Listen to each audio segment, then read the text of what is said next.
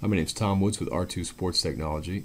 In this video, we're going to take a few minutes to kind of dive into a detailed set of outcome scan results.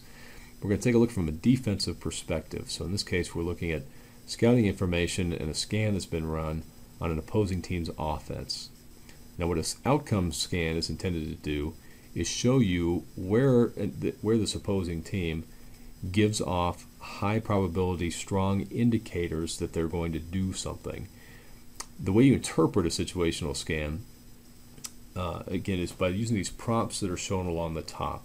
Now, in this case, you can see the prompt that's shown here says this team's outcomes, these outcomes are indicated by certain situational factors. Now, in this case, when we ran this scan, we were scanning for things like play type, the specific play they may be running, the direction they might go, pass zone, gap, ball carrier. These were things we're looking to see if this opposing offense does anything, gives off a strong indicator that would tip us off that they may be going to come in a certain direction or run a certain play or go into a certain gap. Now, what we're looking for, the indicators that we're going to scan through to see if they give off a strong clue, are these over here on the right. So in this case, the potential clues we're looking for are things like down, distance, hash, personnel, formation, motion, strength, field zone, to-go groups. So these are the kind of things, these are the potential indicators that we're going to scan through to see if they give off a strong indication that something's coming. So the way to interpret what we're reading here again, each row is its own tendency, and if something is lit up in that row, then it's in effect and it matters. If it's not lit up, then it simply is not a part of the tendency and is not in play. It just simply doesn't matter. So again, following the prompt that we see here, if we see something lit up, that outcome is going to be indicated by whatever we see over here that's lit up on the right. Let's do a quick example just to give you an idea of how we would do this, and we'll look through a couple of these. Take a look at this item number 3 here. Okay, so what this is saying is the only thing lit up in this row on the left here is number 23 under the play section. So what this is telling us is that this opposing team, this offense, is giving us some strong indicators that this play might be coming. So play number 23 is indicated by the things over here on the right. So these situations, when they're lit up, are potential clues that this team is going to run play number 23. As an example, one strong indicator is first down. You see next to it, it says 89%, 8 out of 9. What that's telling us is that 89% of the times that they run play number 23, it's first down. Same thing with 10, so it's first and 10. 89% of the time, there's 10 yards to go. 78% of the time they run this play, they're on the left hash. So, and you see the 7 out of 9 here is telling us that there were 9 times in the film breakdown data that they ran play number 23. 7 of those times, they were on the left hash. Additionally, they're usually in jumbo personnel when they do. 78% of the time, they're in jumbo personnel. There's more over here too as well. 78% of the time, they're strong left. 67% of the time, they were in the red zone. So what this is giving us the clues for play number 23. Now, that means is, as a defensive coordinator, if play number 23 is something that concerns me, worries me, that I'm trying to figure out when they might throw that at me, this gives me some real strong clues. Because again, just taking even a couple of these here, 89% of the time that play comes, it comes on first down.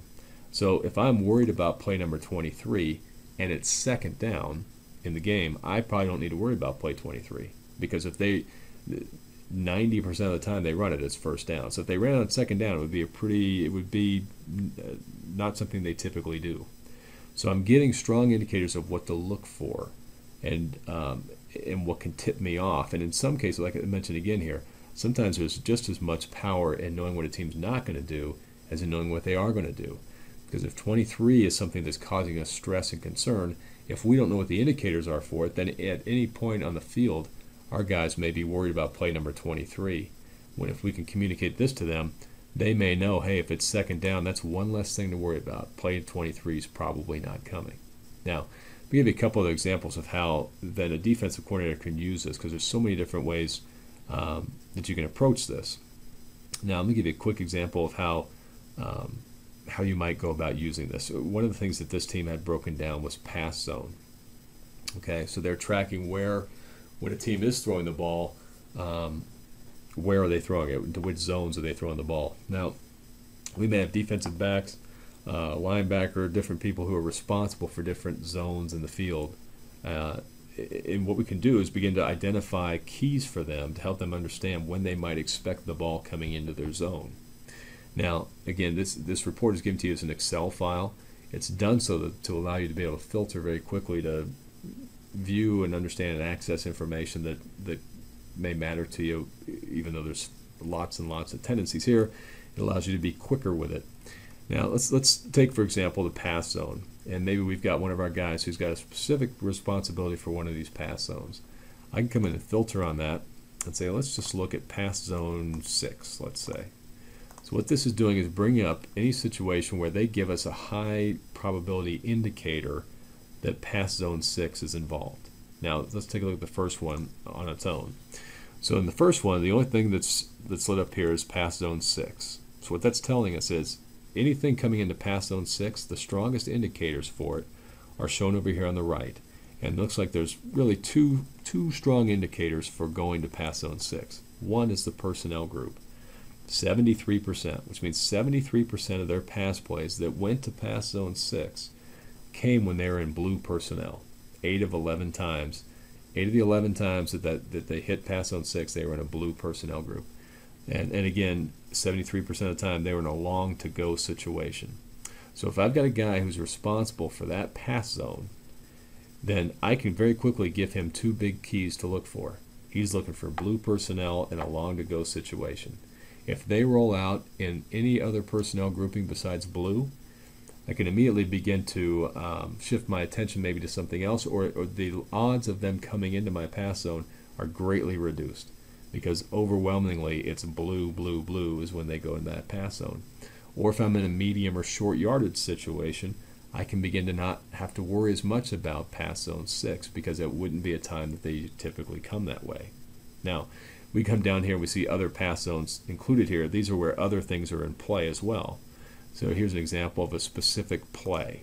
Play number 60 into pass zone 6 has some specific indicators too.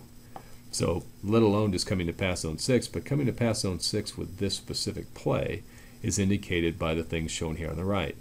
1st and 10 is a strong indicator for it. Being on the left hash is a strong indicator for it. Obviously the blue personnel group remains a strong indicator for it. There's a specific formation here. Rip trips north is a strong indicator for it. So if you're looking for that specific play, you're looking also for that formation. If you see that, it's a strong indicator it's coming. There's indicators related to where they are in the field. They tend to go to run that play into pass zone 6 when they're in this part of the field as opposed to somewhere else. So the outcome scan allows you to dial in specific things where some of your players may have specific responsibilities, or there may be specific worries or concerns about plays or who's getting the ball in different situations. We can very quickly dial that in and find out the indicators. What are the high probability, strong indicators for those things to happen? And that can go a long way in your preparation each week, as you can help guys understand what to look for and to be able to eliminate possibilities based on what they see or don't see.